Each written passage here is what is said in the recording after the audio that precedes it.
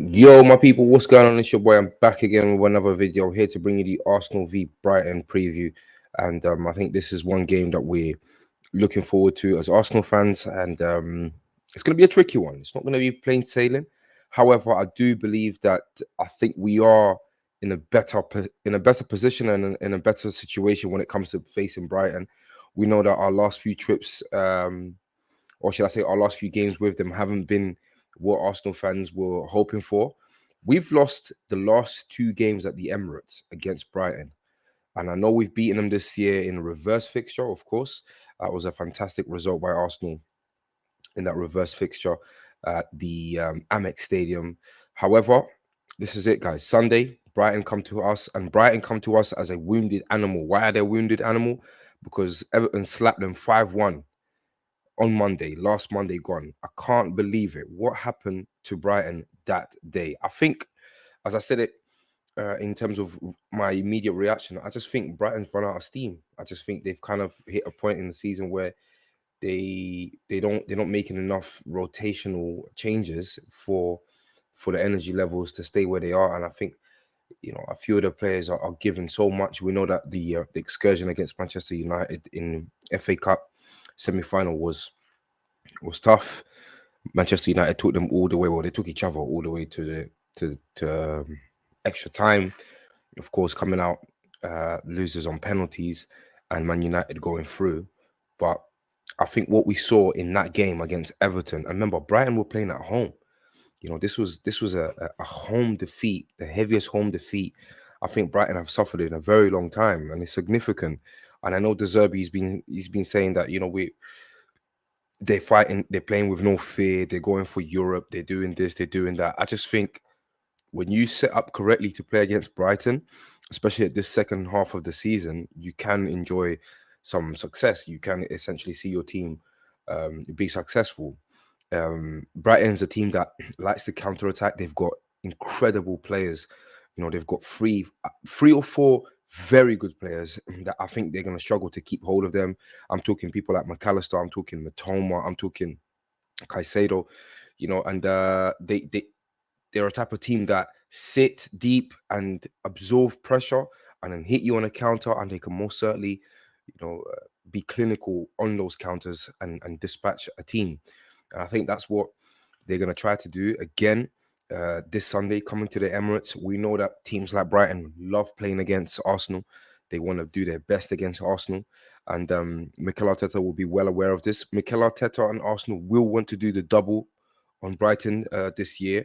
And I think we're on course for it. I think we're good for it because results-wise, we had the unbelievable away result at Newcastle, which for me has got to be, for me personally, is the best result. It required that result, and Tottenham were the best two away results that I've seen in terms of away performances and the overall result. But Mikel Arteta will know that Brighton is no easy pushover. No matter how tired they are, no matter how tired how jaded they look, or anything like that. And of course, we've got the presser. So we've got the words from Mikel Arteta. I'm going to quickly share my tab with you guys here. Let's have a look. So yeah, so we'll just keep it like this for the meantime. So as you can see, just a few words from the boss. He was asked, of course, on the latest development in regards to Alexander Zinchenko and William Saliba. Alexander Zinchenko doesn't look like he's going to feature.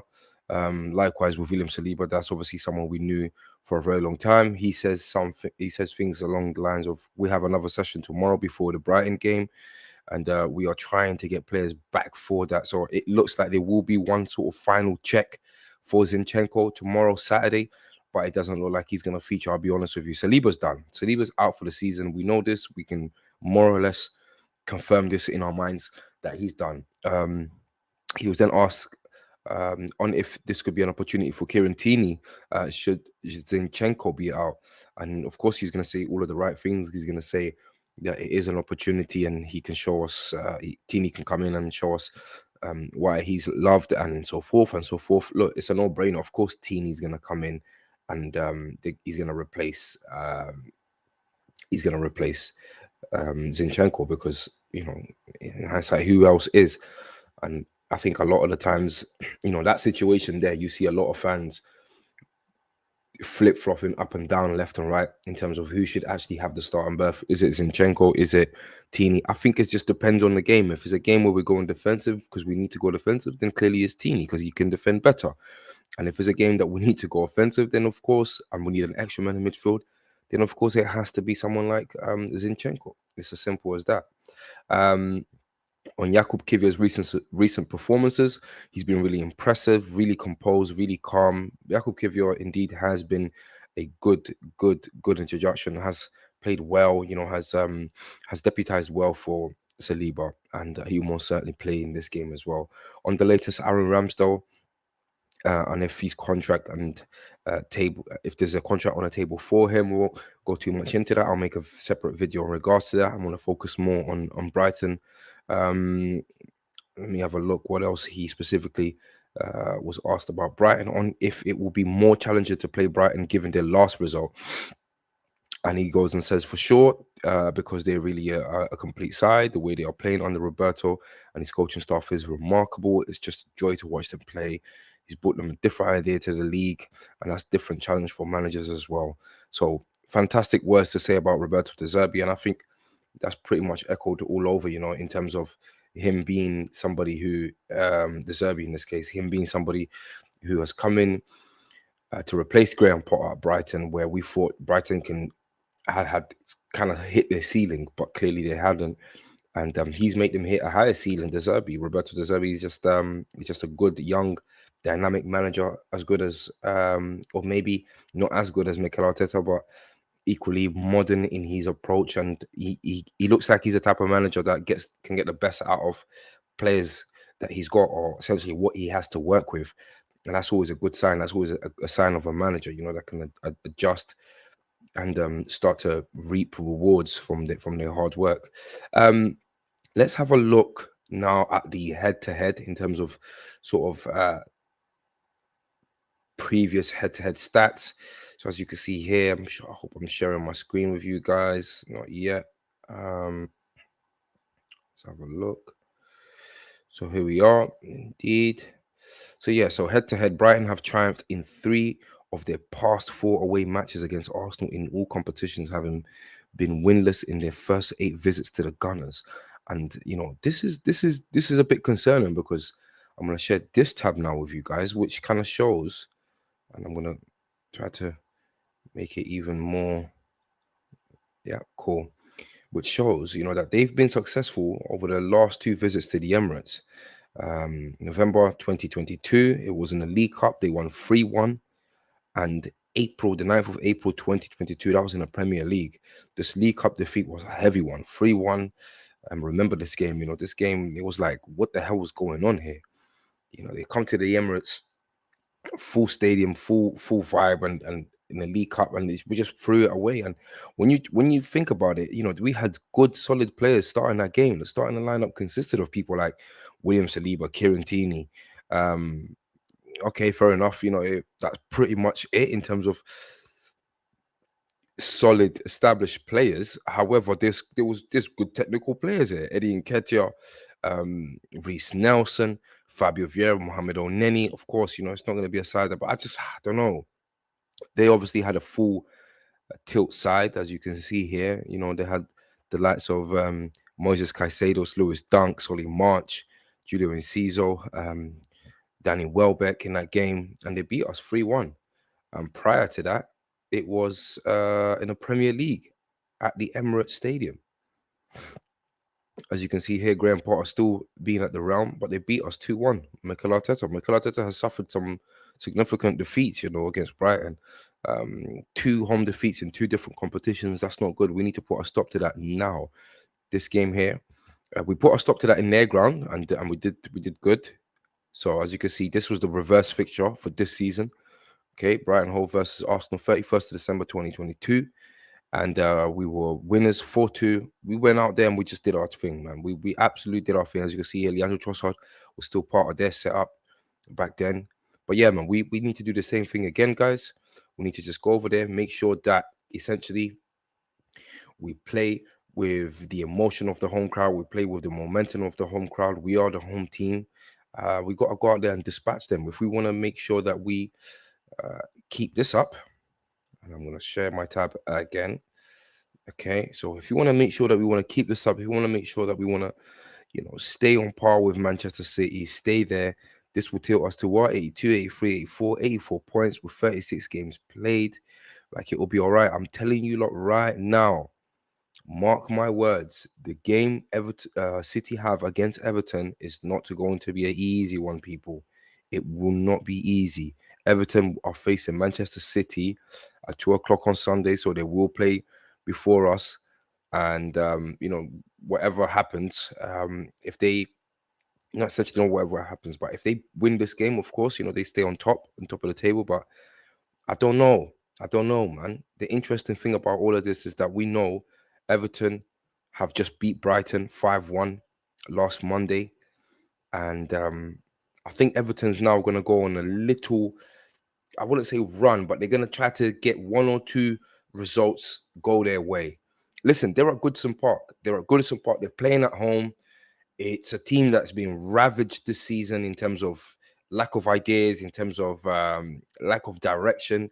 First with Super Frankie Lampard, Sean Dyche has come in, stabilized the situation. So Sean Dyche owes us this. He owes us this. We gave him a settling in manager bounce introductory to the Premier League again, coming in and beating us 1-0. In the game where we just didn't turn up as Arsenal, as a whole, we didn't turn up. We didn't play to our strengths. It was one of them probably the worst away fixture of the season. Um, so now he's got to make City uncomfortable in that same way. He's just got to make it as dirty as he can. Don't let City play the football that we all know they want to play, and hopefully he can put a slow them down or put a stop to them, and then we got to do the business against Brighton, people. Roberto De Zerbi has been talking. Roberto De Zerbi, I'm not gonna lie. There's times when I like him and I like everything he's doing, but there's times when he does sometimes come across a bit arrogant, come across a bit kind of like, bro, you're doing a bit too much, like you don't need to be doing all of that. You're talking a bit too much and you're having issues with certain players a bit too direct and too frontal. Like, you need to kind of be a better man manager. And I think that's why um Leandro Trossard wanted to leave.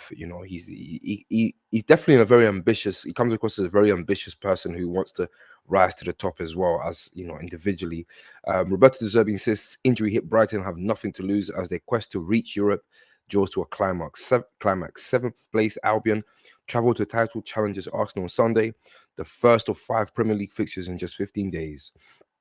And he goes on to say, we don't feel the pressure because we fixed our target higher than normal situations. He said, before I started to work here, the target was 10th place. And after 2 months, I fixed the target in the Champions League, Europa League. And I'm not afraid if we don't achieve our target. So I'm saying, like, he's one of he's a bit of a bragger. Like, he's a veiny kind of type of, um, he continues to go to say, you lose when you don't fight, when you don't compete, when you don't try, and when you don't fix the target higher. If we don't achieve our target, we will lose. Nothing in my head. If I don't achieve my target, you will say, Roberto, you lose your target. But I have a different vision. I have a different opinion about this. To play 5 games in 15 days will be impossible, I think. But impossible was to achieve Europa League 3 or 4 months ago. Okay. March and Webster have joined Tariq Lamptey, Adam Lallana, Jakub Moder, and Jeremy Sarmiento on the sidelines ahead of the visit to the Emirates Stadium, while Joe Veltman, is a doubt. Winger March sustained a hamstring injury or a hamstring issue in Monday's 5-1 Amex Stadium thrashing by Everton and may miss the remainder of the season, while defender Webster has an unspecified problem. So it looks like they're going to be missing key players in March, Solly March and Webster, who, they're key players. They're going to be players that I don't think they're going to be back in time to face Arsenal at the Emirates Stadium. I think injury-wise for us, the biggest issue or the biggest situation is going to be the Zinchenko one. The other ones we pretty much already know about. Saliba and everyone else that's been out. Other than that, we have no issues there. A bit more stats for you guys over here. Let me see if I'm sharing my page. Here we go. Now, Arsenal need one win to equal the club Premier League record of 26 in a season. That's a sick stat.